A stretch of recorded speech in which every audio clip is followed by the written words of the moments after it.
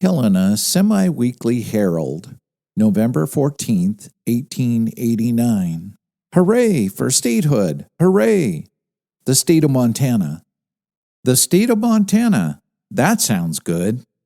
A retrospect. The enjoyment of statehood for one whole day leaves us in a retrospective mood.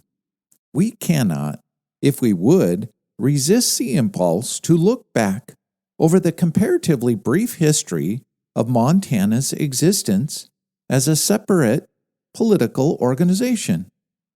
The entire interval between the approval of the act creating the territory of Montana, the issuance of the proclamation completing our admission as a state, was only 25 years, 5 months, and 12 days. It is less than half the allotted span of a single human life, and would reckon but a short day in the life of a nation. Having seen the whole growth of Montana during this period, the contrast of the past and present comes most vividly before us.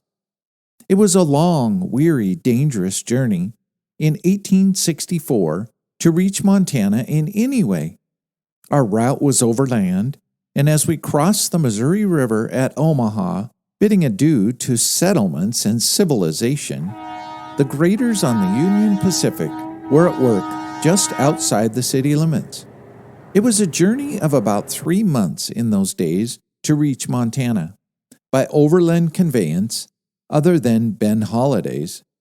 Our first 4th of July in Montana was spent on the Yellowstone, and such fishing sport as we had in pulling out 3-pound trout almost of itself seemed to repay us for the long journey.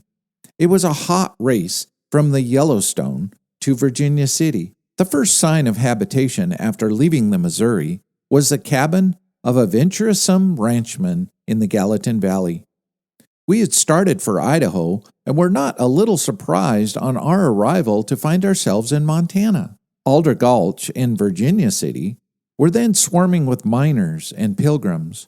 Our first essay was to get some fresh bear steak, but the marksman declined to accept a greenback in payment, and we went back to bacon a while longer. Now a person can ride from New York to Helena in a palace car in 4 days. We can get letters now from almost any part of the country in a week, and at a postal cost of 2 cents. In 1864, we used to pay 50 cents in gold and have letters brought from Virginia City about 3 miles up the gulch. There were no stamps for sale at the post office, but some private parties had stamps for sale at 25 cents apiece in gold.